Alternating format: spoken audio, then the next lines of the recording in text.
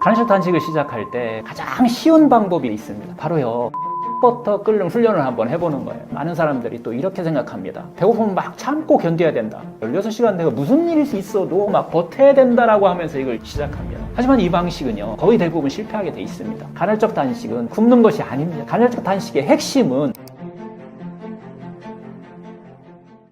간헐적 단식을 꼭 해야 하는 이유는 무엇인가요?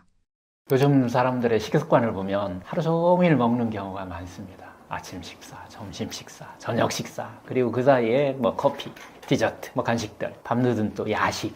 이렇게 되면 몸은요, 하루 대부분의 시간을 소화 상태로 보내게 됩니다. 하지만 우리 몸은 소화만 하도록 만들어진 것이 아닙니다. 몸은 먹는 시간과 쉬는 시간이 함께 있어야 합니다. 우리 몸은 크게 두 가지 모드로 작동합니다. 첫 번째는 먹는 모드죠. 소화 모드예요. 두 번째는 회복 모드입니다. 이때는 공복에 비우는 모드예요. 음식을 먹는 동안에는 몸은 소화하고 흡수하고 저장에 집중합니다. 하지만 공복이 시작되면 몸은 지방을 에너지로 막 사용하고 세포를 또 정리하고 대사를 회복합니다. 그래서 공복은 몸에 회복하는 시간입니다. 예전에는 뭐 하루 두 끼 혹은 세 끼 식사 사이에 긴 공복 시간이 있었습니다. 하지만 요즘은 그 사이에 또 간식 먹죠. 또 뭐 여러 가지 가공한 음료들 먹죠. 또 밤에는 야식하죠. 이런 음식들이 계속 들어옵니다. 그래서 몸은 하루 종일 소화 상태로 지내게 된다라는 이야기를 하는 거죠. 몸에 회복할 시간이 없는 것이 가장 큰 문제입니다. 간헐적 단식 이야기에서 빠지지 않는 개념이 딱 있습니다. 자가포식입니다. 오토파지라고 얘기하는 거죠. 이 자가포식은 세포 안에 있는 손상된 단백질, 뭐 오래된 세포들, 찌꺼기들, 또 불필요한 지방들, 각종 세포 독성 물질들을 또 분해하고 막 청소하고 재활용하는 하나의 과정입니다. 이 연구로 일본의 오스미 요시노리 박사는 2016년 노벨 생리의학상을 받았습니다. 공복 시간이 길어질수록 자가포식, 즉 오토파지 이 시스템이 조금씩 활성화된다는 겁니다. 간헐적 단식의 핵심은 그런데 굶는 것이 아닙니다. 먹지 않는 시간을 만드는 것이죠. 예를 들어서 12시간 공복, 뭐 14시간 공복, 16시간 공복, 이렇게 공복 시간이 생기게 되면 몸은 결국 지방을 태우게 되고 세포를 정리하게 되고 대사를 회복한다라는 이야기를 계속 반복해서 드리는데요. 그래서 간헐적 단식은 몸에게 회복 시간을 주는 방법입니다. 공복 시간이 이렇게 길어지면 몸에서는 몇 가지 변화가 나타납니다. 제일 중요한 것이 인슐린이 감소합니다. 결국 지방 연소가 증가하게 되죠. 그래서 세포의 청소 기능이 활성화됩니다. 특히 이 자가포식이라는 세포 청소 시스템이 활성화된다는 것이 가장 중요하다라는 이야기를 드리는데요. 몸이 스스로 손상된 세포를 정리하기 시작한다라는 것이죠. 자연의학에서는 이렇게 말합니다. 공복은 몸이 스스로 정리하는 시간이다. 몸은 막 뭔가를 채울 때보다 비울 때 회복합니다. 계속 먹으면 위장은 계속 일해야 합니다. 하지만 공복이 생기면 몸은 정리하고 회복하고 균형을 되찾습니다. 그래서 간헐적 단식은 몸을 막 괴롭히는 것이 아니라 참고 막 괴롭히는 것이 아니라 몸을 쉬게 하는 방법입니다. 현대인의 생활은 잦은 간식, 정제된 음식들, 늦은 막 야식, 뭐 이런 걸로 이루어진 경우가 많은데요. 이런 환경에서는 결국 혈당의 어떤 스파이크들이 심해지고 인슐린 과다 자극하는 이런 문제를 야기하고 만성 염증이 생기기 쉬운 구조로 우리가 살아갑니다. 그래서 간헐적 단식은 몸의 대사 리듬을 다시 정리하는 방법이 될 수 있습니다. 여기서 중요한 점이 있습니다. 간헐적 단식은 극단적인 굶기가 아닙니다. 처음부터 막 하루 단위 24시간 단식, 뭐 이틀 48시간 단식, 이런 방식은 대부분의 사람에게는 사실 필요하지 않습니다. 예를 들어서 저녁 식사를 조금 일찍 끝내고 6, 7시 정도에 일찍 하고 다음날 아침까지 공복을 유지하는, 이렇게 되면 12시간에서 14시간 이런 공복만으로도 몸의 리듬이 달라질 수 있습니다. 결국 간헐적 단식의 진짜 의미는 굶는 것이 아니라는 겁니다. 몸에게 회복할 시간을 주는 것입니다. 몸은 계속 먹을 때보다 잠시 멈출 때 더 건강해집니다. 그래서 간헐적 단식은 특별한 어떤 다이어트 방법이 아니라 몸의 자연 회복 시스템을 깨우는 방법입니다. 매일 세 끼를 다 챙겨 먹는 건 어떻게 생각하시나요? 우리는 어릴 때부터 이렇게 배웠습니다. 아침, 점심, 저녁, 세 끼를 꼭 챙겨 먹어야 건강하다. 그래서 많은 분들이 조금만 식사를 거르면 뭐 몸에 안 좋은 거 아닐까? 이렇게 걱정들을 많이 합니다. 그런데 사실 하루 세 끼 식사는요, 이거 의학적인 어떤 법칙이 아닙니다. 역사를 보면 하루 세 끼 식사가 일반화된 것은 생각보다 오래되지 않았습니다. 농경사회와 산업사회를 거치면서 생활 패턴에 맞춰 만들어진 식사 방식이라는 겁니다. 즉 몸의 절대적인 법칙이라기보다 생활문화에 가까운 하나의 식사 패턴이었던 겁니다. 우리 몸에는 에너지 저장 시스템이 있습니다. 음식을 먹으면 간에 저장하고 근육에 또 저장하고 지방에 저장됩니다. 그래서 일정 시간 음식을 먹지 않아도 몸은 이 저장된 에너지를 사용할 수 있게끔 그렇게 구조되어 있어요. 즉 몸은 원래 먹는 시간과 공복 시간이 자연스럽게 반복되는 구조였습니다. 우리 몸의 대사 시스템도 이 환경에 맞게 진화해 왔다는 겁니다. 문제는 계속 먹는 생활입니다. 요즘 식사 패턴이 이런 경우가 많죠. 아침 먹고 커피 한 잔 간식, 점심 먹고 또 커피 한 잔 간식, 저녁 먹고 야식하고 이렇게 하루 종일 먹는 상태가 이어지게 되는 경우가 많은데요. 그러면 몸은 소화, 흡수, 저장 이 과정만 계속 반복하게 됩니다. 이 상태가 반복되면 혈당 변동이 심해지고 인슐린이 과다 자극되고 지방 저장 같은 이런 문제가 생길 수 있습니다. 즉 몸이 회복할 시간이 없어지는 겁니다. 우리 몸이 회복을 시작하는 시간은 바로 공복 상태다라는 얘기를 제가 계속해서 반복해서 드리는데요. 이 공복이 되어야만 지방 연소가 시작되고 인슐린이 감소하고 세포 정리 어떤 작동 원리 오토파지 현상이 일어나기 시작한다는 겁니다. 그래서 이 식사 사이에 적절한 공복 시간이 있는 것이 몸에는 더 훨씬 자연스러운 상태입니다. 그래서 중요한 질문은 몇 끼를 먹느냐가 아니라 어떤 리듬으로 먹느냐입니다. 예를 들어서 하루 2끼 혹은 3끼 어떤 방식이든 간식 없이 식사의 리듬이 분명하다면 몸은 안정됩니다. 몸은 규칙적인 리듬을 좋아한다는 거죠. 몸이 스스로 치유하는 힘이죠. 이 자연의학에서는 몸을 이렇게 봅니다. 몸은 먹는 시간, 쉬는 시간 이 두 가지가 균형을 딱 이뤄야 한다. 계속 먹으면 몸은 계속 일해야 됩니다. 하지만 공복이 생기면 몸은 정리하고 회복하고 균형을 찾는 이 균형이 원리가 딱 맞아 들어가야 건강하다. 이렇게 이야기를 하는 거죠. 많은 분들이 배고픔을 느낀다고 생각하지만 사실은요, 이 습관적 배고픔, 심리적 배고픈 경우가 많습니다. 예를 들어서 심심할 때 우리가 먹게 되죠.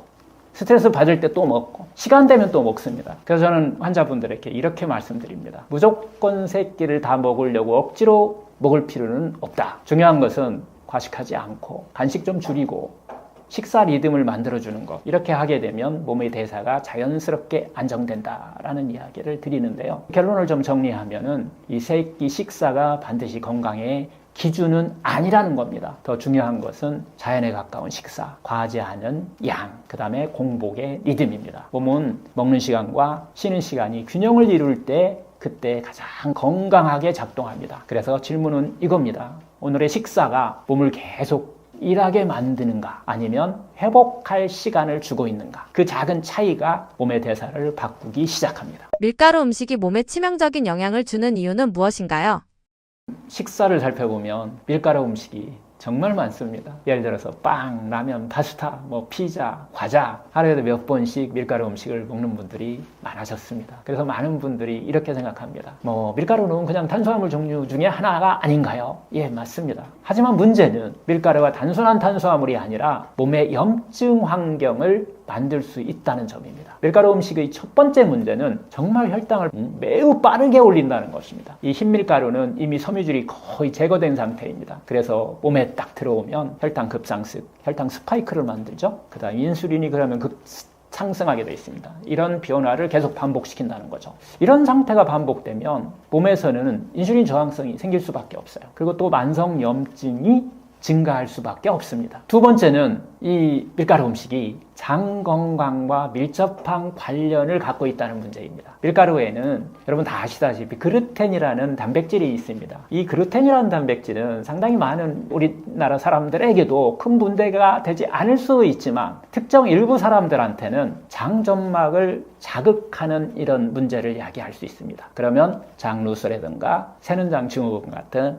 이런 현상이 발생하죠. 장내 또 미생물 불균형을 유발할 수 있는 그런 문제를 갖고 있다는 거죠. 그래서 장 건강이 결국 흔들리게 되면 몸 전체에 염증 반응이 증가할 수 있다라고 하는 것이 제일 큰 문제입니다. 세 번째는 사실 밀가루 자체보다 더 큰 문제는 가공된 그 밀가루 음식입니다. 예를 들어서 과자, 뭐 케이크, 패스트푸드, 인스턴트 빵 이런 음식들은 설탕도 많이 들어가 있고 정제 다 밀가루죠. 정제된 밀가루이지만은 또 이게 산화된 지방 같은 것도 같이 원료로 쓰고 있다는 거예요. 뭐 이런 세 가지가 함께 들어가는 구조를 갖고 있기 때문에 더 위험하다는 겁니다. 그래서 몸에서는 정말 염증 반응이 더 강하게 계속 만들어낼 수 있는 그런 문제를 야기할 수 있습니다. 중요한 것은요, 한 번 먹는 그 밀가루가 아닙니다. 반복되는 이 식습관이에요. 예를 들면 뭐 아침밥 먹고 점심 또 라면 먹고 뭐 간식도 과자로 먹고 저녁엔 또 파스타 먹고 이런 식습관이 반복되면 몸은 계속해서 혈당의 변동 폭이 커지게 되고 인슐린 자극하는 그런 몸에 문제를 일으키면서 그런 환경에 계속 놓이게 되는 것이 가장 큰 문제입니다. 이것이 만성 염증의 배경이 된다는 것이 더 큰 문제죠. 몸이 스스로 치유하는 힘이죠. 자연의학에서는 이 많은 만성 질환의 공통적 원인을 만성 염증 환경이라고 이렇게 보고 있습니다. 염증이 오래 지속되면 면역 균형이 흔들리게 되고 세포 스트레스가 증가하게 되고 대사 기능이 떨어지면서 여러 가지 대사성 질환을 유발하는 이런 문제를 이야기하죠. 그래서 식습관에서 중요한 것은 염증을 높이는 음식을 줄이는 것입니다.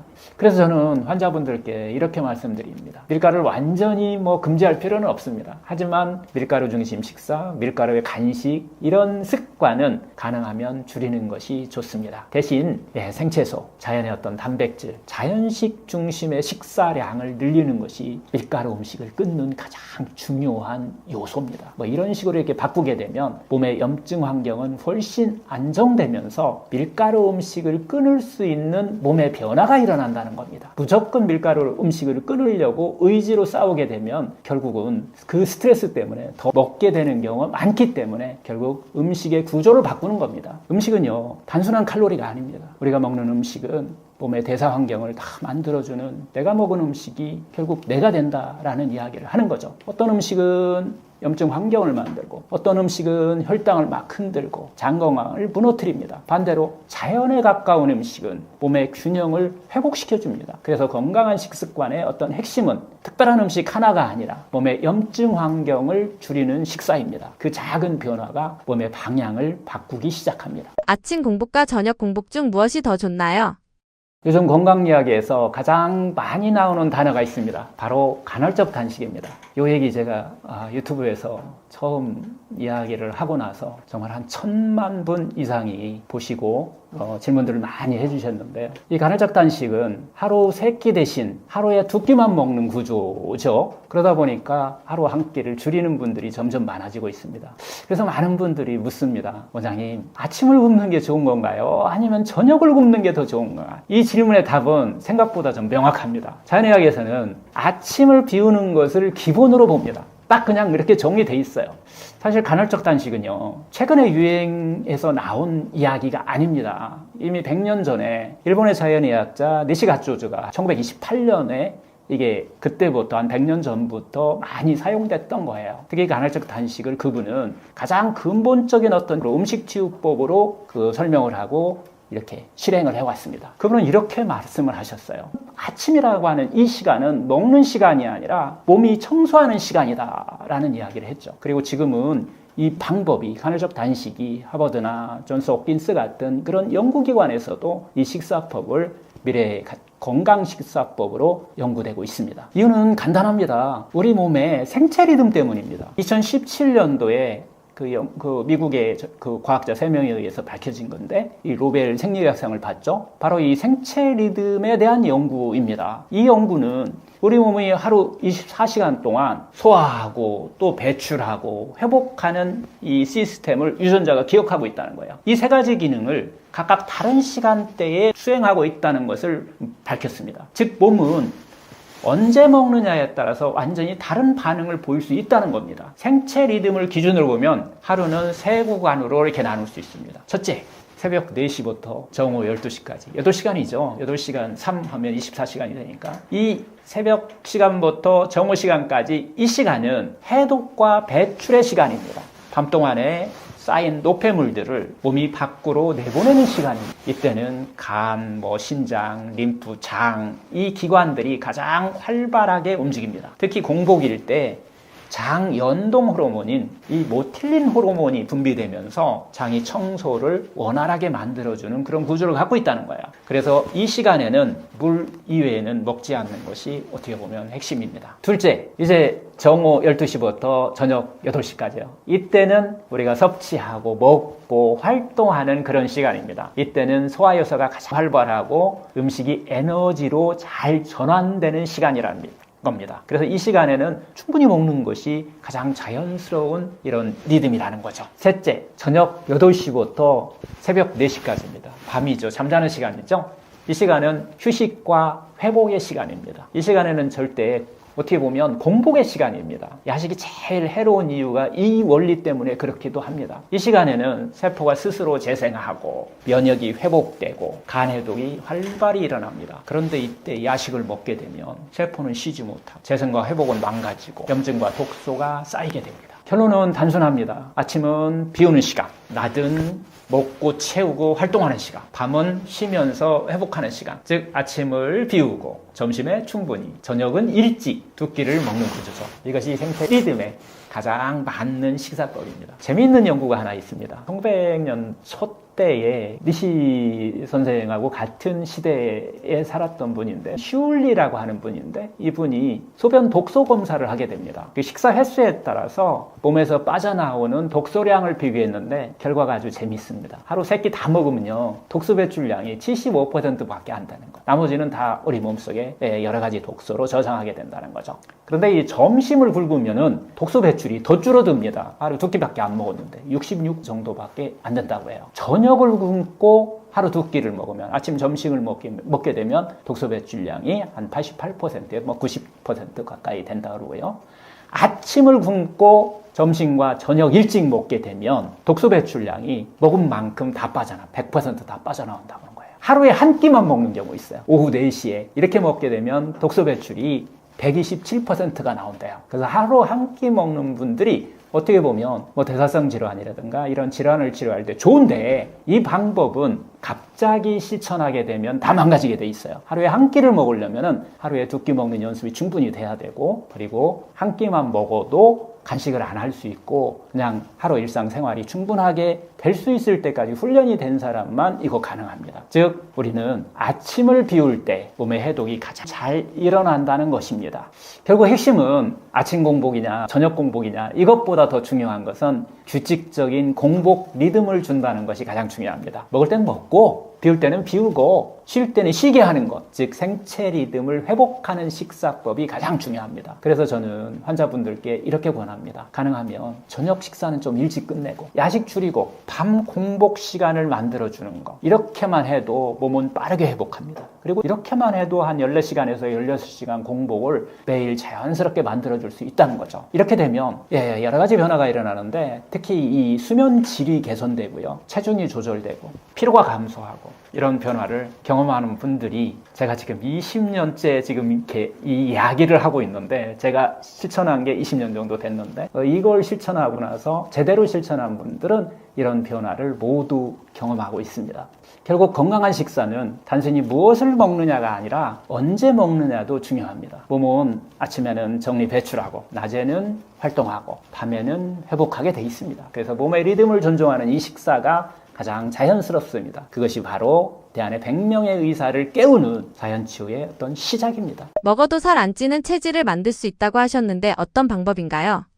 주변을 이렇게 돌아보면 이런 분들이 꼭 있습니다. 같이 먹어도 똑같이 먹었는데 살이 찌지 않는 사람과 반대로 조금만 먹어도 막 살이 쉽게 찌는 사람이 있죠. 그래서 많은 분들이 이렇게 생각합니다. 살찌는 체질은 타고난 것이다. 어느 정도는 많습니다. 하지만 중요한 사실이 있습니다. 체질은 타고나는 것도 있지만 생활 습관으로 바뀔 수 있다는 겁니다. 그래서 이것을 의학적으로는 요즘 후성유전학이라고 하는 것이 이걸 밝히고 있죠. 많은 다이어트가 어떻게 보면 이렇게 설명합니다. 칼로리가 많으면 살찌고 칼로리가 부족하면 적으면 살 빠진다. 하지만 인체는 단순한 계산기가 아닙니다. 같은 음식을 먹어도 어떤 사람은 지방으로 잘 조정하고 어떤 사람은 그걸 열로 잘 태워내서 살이 찌지 않습니다. 즉 문제는 칼로리가 아니라 몸의 대사 환경입니다. 몸이 지방의 저장 모드인지 지방을 연소 모드인지 이 차이가 체질을 만든다는 겁니다. 살이 잘 찌는 체질은 대체로 이런 특징이 있습니다. 하루 종일 뭔가를 먹어요. 조금씩이라도. 그리고 또 하나는 몸의 내부 대사 환경인데 혈당이 너무 자주 올라간다는 겁니다. 인슐린이 자주 분비된다는 거죠. 이 상태가 반복되면은 몸은 점점 지방을 저장하는 모드로 이렇게 바뀌어버린다는 겁니다. 그래서 조금만 먹어도 살이 찌는 몸이 되는 것입니다. 이게 구조가 돼버린다는 거예요. 반대로 살이 잘 안 찌는 사람은 대체로 이런 특징이 있습니다. 공복 시간이 확실히 존재합니다. 혈당 변동이 적습니다. 지방을 에너지로 사용하는 능력이 뛰어납니다. 즉 지방을 태우는 대사 구조가 이미 체질 같이 이렇게 구조가 만들어져 있다는 거예요. 그래서 같은 음식을 먹어도 지방으로 잘 저장되지 않는 것입니다. 살 안 찌는 체질을 만드는 첫 번째 그래서 방법은요. 여러분들이 이제 다 아시겠죠. 공복 시간을 만드는 것입니다. 이 공복이 12시간, 14시간 이렇게 지속되면 몸은 포도당을 사용하는 모드에서 지방을 연소하는 모드로 바뀝니다. 이것을 우리는 대사 스위치라고 이렇게 이야기를 하죠. 이 스위치가 켜지면 우리 몸은 지방을 태우는 체질로 바뀌기 시작한다는 겁니다. 한 번 갖고는 안 되겠죠. 반복입니다. 오랜 기간 반복하면 이렇게 변화가 일어납니다. 우리가 단순히 공복만 만든다고 체질이 바뀌는 것은 아닙니다. 더 중요한 것은 식사에 그다음에 먹는 그 식사의 질과 그 영양 밀도입니다. 제가 구하는 두 번째 방법은 바로 그래서 식사법인데요. 반복해서 이야기 드리는데 5.3 식사법입니다. 잎채소에 5가지 이상, 뿌리채소 3가지 이상을 샐러리도 만들어도 되고 갈아 먹어도 되고 여러 가지 방법은 사용하셔도 되는데 그리고 제일 중요한 것은 저는 밥을 이제 중요한데요. 그 밥이 우리가 현미를 먹게 되는데 제가 쓰는 방법은 발화현미를 생으로 발화현미를 만들어서 먹게 되면 이 밥이 되면서도 이게 채소가 되는 구조예요. 이렇게만 먹을 수만 있다면 우리를 이것을 자연스러운 생채식 중심 식사다라고 이렇게 이야기를 하죠. 이 식사의 가장 큰 특징은 마음껏 먹어도 된다는 겁니다. 배고픔과 싸우지 않아도 살이 충분히 빠진다는 것입니다. 이건 원하는 대로 뺄 수 있어요. 내가 한 달 만에 5kg를 빼겠다라고 하면은 이 생채식 구조를 잘 지키면 돼요. 만약 천천히 빼겠다 그러면 이 생채식 구조에 더해서 익힌 걸 조금 더 추가해서 먹어도 괜찮습니다. 이 방법은 칼로리는 높지 않지만 영양 밀도가 핵심이에요. 즉 비타민과 미네랄, 식이섬유와 식이효소가 풍부해서 우리 몸에 혈당을 안정시켜준다는 겁니다. 그리고 또 포만감도 오래 만들어주고 지방 저장이 줄어드는 그런 체질로 세팅을 다시 바꿔준다는 겁니다. 살 안 찌는 체질을 만드는 세 번째 방법은 식사 횟수, 즉 간식 줄이기입니다. 간식과 야식을 줄이는 것이 핵심이에요. 그래서 결국은 간식과 야식을 줄이면 하루 두 끼 구조가 자연스럽게 만들어집니다. 아침을 안 먹으면서 저녁 야식을 먹는다. 이게 제일 나쁜 구조인데요. 그래서 살 안 찌는 체질은 다시 정리해드리면 어떤 특별한 비밀이 있는 것이 아니라 3가지 습관에서 시작된다라는 얘기를 했어요. 첫째는 공복 시간을 확실히 만들어주는 것. 그리고 두 번째는 음식 먹는 순서를 바꾸는 오산식사법을 실천한다는 것. 셋째는 식사 횟수를 줄여준다는 것. 간식을 없애는 거죠. 이 3가지가 몸의 대사를 바꿔줍니다. 몸이 바뀌면 체질도 당연히 바뀌기 시작합니다. 여기서 중요한 것이 하나 있습니다. 체질은요, 하루아침에 바뀌어지지는 않습니다. 자연의학에서는 이 변화를 코다 곡선이라고 이렇게 설명을 합니다. 코다라는 의사가 이분도 일본 분인데요. 제가 이야기하는 이 5.3 식사법과 유사한 방법을 평생 동안 의료로 사용했던 분이에요. 이분이 이름이 고다인데 이분이 만든 곡선이 있어요. 이 곡선에 의하면 보통은 3개월 정도 실천하면요, 체질 변화가 시작돼요. 재밌게 이 식사법을 할 수 있다는 겁니다. 9개월 정도 실천하게 되면은 살 안 찌는 체질이 딱 정착된다는 거예요. 이때는 며칠 음식이 좀 흔들려도 특별히 살이 찌거나 혈당이 왔다 갔다 하거나 이런 것들이 만들어지지 않는다는 겁니다. 어떻게 보면 이 9개월 정도 과정까지 이 과정이 정말 중요한 과정이다라는 이야기를 하는 겁니다. 그래서 3개월이 지나면 이유가 있어요. 세포가 한 3개월 지나면 100일인데요. 100일 정도가 지나면 세포가 한 80% 이상이 다 바뀌게 돼 있어요. 우리 몸의 세포가. 그리고 이때쯤 돼야만 몸의 대사가 바뀌기 시작한다는 겁니다. 9개월이 지나면 이 3개월에 3세판, 즉 3번은 하셔야 세포 80% 이상이 바뀌는 것이 3번 정도는 해야 지나야 결국 많이 먹어도 조금 더 많이 먹어도 살이 찌지 않는 그런 체질로 변화한다는 겁니다. 그래서 저는 늘 이렇게 말합니다. 다이어트는 굶는 기술이 아니라 체질을 바꾸는 과정이어야 한다라는 이야기를 드리는 겁니다. 많은 사람들이 막 체질을 바꾸려고 합니다. 하지만은 방법을 잘못 선택합니다. 몸을 바꾸기 위해서 막 그냥 강제로 굶고 막 참고 이런 버티는 다이어트는 대부분 실패합니다. 요거 미국에서도 연구를 해봤는데요. 2년이 지나니까 성공한 사람이 1%도 안 됩니다. 그래서 굶는 다이어트는 실패한다라는 얘기죠. 하지만 식사의 질을 바꾸고 공복의 리듬을 만들고 자연의 리듬에 맞추면 몸은 천천히 살 안 찌는 체질로 바뀌어 가는데 살 안 찌는 체질로 바뀌는 것은 보너스고 실제는 대사성 질환을 포함해서 많은 질병이 변화가 일어난다는 겁니다. 그래서 저는 이렇게 말씀드립니다. 살 안 찌는 체질은 타고나는 것이 아니라 우리가 만들어가는 것이다. 오늘부터 한번 굶는 다이어트가 아니라 몸의 리듬을 바꾸는 자연치 식사를 한번 시작해 보시죠. 그 변화는 놀라울 만큼 강력하게 여러분의 몸을 바꿔놓을 것입니다. 처음 간헐적 단식을 시도하고자 하는 시청자에게 해주실 조언은 무엇인가요? 요즘 간헐적 단식을 시작하는 분들이 정말 많습니다. 하지만 이런 이야기를 많이 제가 듣는데요. 원장님, 단식 시작했다가 너무 힘들어서 막 포기했어요. 배고파서 도저히 못하겠더라고요. 그래서 많은 사람들이 이렇게 생각합니다. 간헐적 단식은 의지가 강한 사람만 할 수 있는 것이다. 하지만 사실은요, 대부분의 실패에는 이유가 있습니다. 대부분 방법을 잘못 시작했기 때문입니다. 먼저 하나 분명히 말씀드리고 싶습니다. 간헐적 단식은 굶는 것이 아닙니다. 간헐적 단식의 핵심은 먹는 시간과 비우는 시간과 쉬는 시간, 이 3가지 리듬을 회복하는 것입니다. 우리 몸 원래 먹고 쉬고 비우는 이 리듬 속에서 회복하도록 그렇게 원래부터 설계되어 있습니다. 우리 유전자에 그게 기록되어 있다는 겁니다. 하지만 우리 현대인들은 아침, 점심, 저녁, 간식, 야식 하루 종일 먹는 구조를 우리가 갖고 있다는 거죠. 이걸 한 번에 바꾸기가 쉽지 않습니다. 결국 우리 몸이 아주 쉴 시간이 없는 구조를 우리가 체질같이 만들어버렸다는 겁니다. 그래서 처음 단식을 시작할 때 가장 많이 하는 실수가 있습니다. 바로 처음부터 이거 빨리 바꿔야 되겠다. 그래서 막 16시간, 18시간 이렇게 간헐적 단식을 하는 경우들인데요. 이게 이제 유튜브나 이 책을 보면은 바로 16대 8, 18대 6 이렇게 단식을 하세요. 막 이렇게 적혀 있어요. 하지만 많은 사람들에게 이게 너무 급격합니다. 쉽지 않아요. 그래서 저는 항상 이렇게 말씀드립니다. 단식은 하나의 습관입니다. 처음부터 16시간 하려고 하면은 지금 안 됐던 것을 갑자기 바꾸려면 몸이 따라오지를 못합니다. 그래서 처음에 시작할 때는 12시간. 이건 저녁 늦게 야식만 중지하면 됩니다. 그리고 또 14시간 공복. 그 다음에 16시간. 이렇게 천천히 늘려갑니다. 이렇게 천천히 늘렸을 때만 몸이 적응하기 시작하면서 실패하지 않는다는 거예요. 단식을 시작하면 많은 사람들이 또 이렇게 생각합니다.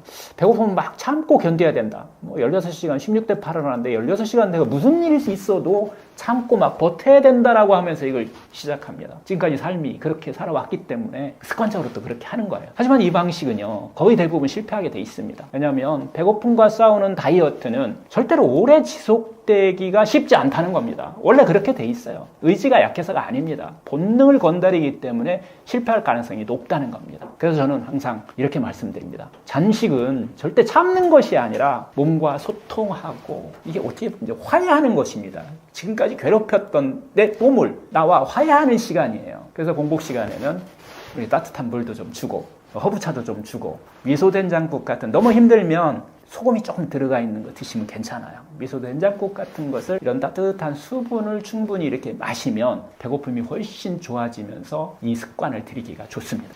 간헐적 단식을 시작할 때 가장 쉬운 방법이 그래서 있습니다. 바로요, 야식부터 끓는 훈련을 한번 해보는 거예요. 밤 야식 끊기도 만만치가 않습니다. 그래서 야식을 먼저 끊는 거죠. 예를 들면 저녁 식사를 조금 일찍 끝내는 거예요. 밤에는 먹지 않는 건데 이때 너무 힘들면 좀 전에 얘기했던 것들을 조금 먹어도 괜찮습니다. 차도 괜찮고 따뜻한 물도 괜찮고 정 힘들면 미소된장국 괜찮다고 그랬어요.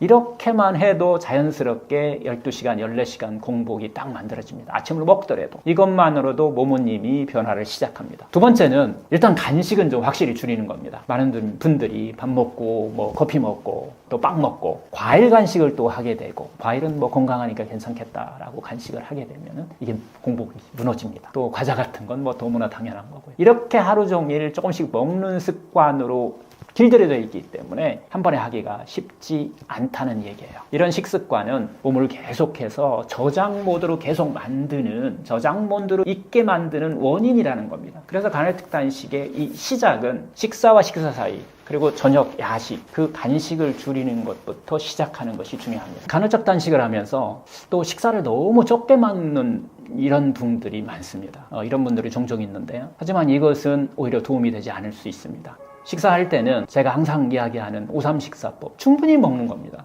생채소를 충분히 먼저 먹는다는 게 핵심이죠. 그리고 그 다음은 뭐 양질의 단백질, 그리고 뭐 건강한 통곡물을 그 다음에 그냥 자연스럽게 식사하시면 됩니다. 이렇게 균형 있게 충분히 먹는 것이 실패하지 않는 중요한 요인이죠. 그래야 포만감이 계속 유지되고, 배고픔과 싸우는 다이어트는 실패하니까 배고프지 않으면서 할 수 있는 방법을 우리가 찾아야 된다. 그리고 간식 욕구도 줄어들게 됩니다. 이렇게 두 끼만 먹어도 충분하다는 거죠.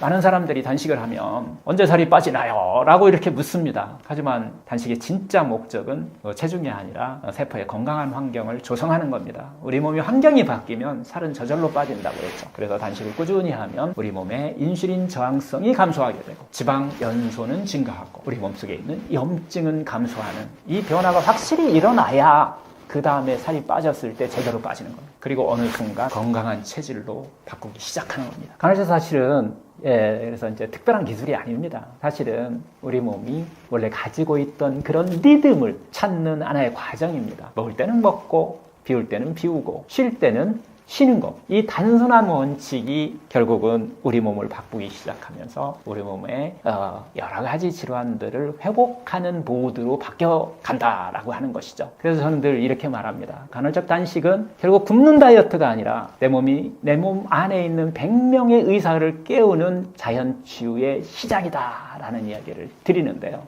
오늘부터 한번 이 공복 시간을 딱 힘들면 1시간만 한번 늘려보세요. 이 작은 변화도 여러분의 몸을 바꾸기 시작할 겁니다. 제가 하는 일은 아시는 분은 다 아시겠지만 병원인데요. 저는 재활과 그다음에 이제 투석, 그리고 요양을 하는, 우리가 흔히 얘기하는 재활요양병원을 지금 하고 있습니다. 한 15년 정도 하고 있는데요. 제가 병원을 하면서 느끼는 것은 정말 우리가 치료하지 못하는 병들이 많다는 거고요. 병의 뿌리는 단지 약을 가지고 치료할 수 있는 것은 한계가 있다는 것을 병원을 하면서 정말 깊이 제가 느끼게 됐는데요. 그래서 이제 제가 병원 없는 세상을 만드는, 꿈꾸는 그런 상원장입니다 라는 인사를 제가 항상 하고 있는데요. 그래서 요즘 하고 있는 것은 제가 병원 이외에서 우리가 삶을 바꾸는 방법 4가지 정도를 제가 보내드리는데요. 첫 번째, 제일 먼저 바꿔야 될 것이 병을 치유하는 그런 마음을 먼저 만드는 것입니다. 이걸 기준으로 해서 그 다음에 병을 치유하는 음식을 스스로 깨닫게 되고, 또 병을 치유하는 여러 가지 여러분들이 생활 습관들을 하나씩 터득하게 되고, 또 제일 중요한 혈액의 흐름을 만드는, 병을 치유하는 여러분들의 제일 중요한 모세혈관의 흐름이거든요. 이 흐름을 깨워주고 그걸 스스로 만들 수 있는 방법을 터득했을 때 내 몸에 100명의 의사를 깨울 수 있고, 그 병든 여러 가지 잠자고 있는 의사를 깨울 수 있는 치유법을 여러분들이 스스로 터득하는 것, 그것이 병원 치료와 내 삶과 이게 균형을 이루어졌을 때 암을 비롯한 만성질환을 치료할 수 있다는 것을 제가 깨달았습니다. 그래서 요즘은 제가 매주 토요일에 이름은 상원장의 집, 상원장과 함께 원데이 트라이라고 우리가 이야기를 하는데, 하루 동안 자연치유 한번 살아보기라고 하는 체험 프로그램을 하는데요. 한 8시간에 걸쳐서 같이 하루를 지내보는데, 많은 분들이 병원 치료에서 또 얻을 수 있는 것이 있고 자기 삶을 바꿔서 치유할 수 있다는 것을 깨닫는 이런 시간이 되는 것 같아요. 그래서 이런 일들을 하게 되는데, 오늘 제가 이야기한 여러 가지 이야기들은 그런 과정 중에서 나온 하나의 이야기 이야기들을 한번 해봤습니다. 여러분들이 내 안에 100명의 의사가 있다라는 것을 확실히 좀 믿으시고 그 잠든 의사를 깨우는 방법을 여러분들이 선택하셨을 때 여러분들의 질병, 완성적으로 병원에서 약으로만 치료했던 이런 질병들을 치유할 수 있는 답을 얻을 수 있다라는 이야기를 같이 하면서 앞으로도 계속 여러분들과 함께 이런 치유를 하는, 단순히 병만 치료하는 의사가 아니라 삶을 치료하는 그런 의사가 되기를 저는 계속 같이 여러분들과 함께 했으면 좋겠다라는 그런 말씀을 드리면서 오늘 긴 이야기 들어주셔서 감사합니다.